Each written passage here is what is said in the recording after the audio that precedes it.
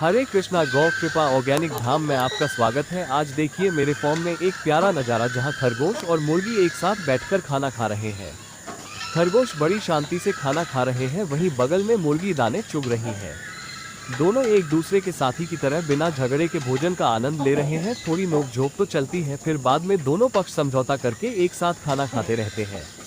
ये दृश्य हमें सिखाता है कि प्रेम और सहयोग से हर जीव सुखी रह सकता है। आपको ये प्यारा दृश्य कैसा लगा है नीचे कमेंट में जरूर बताइए। वीडियो पसंद आया हो तो इसे लाइक और शेयर कीजिए और ऐसे ही वीडियो देखने के लिए प्लीज हमारे चैनल को सब्सक्राइब कीजिए। राधे राधे, जय श्री कृष्णा।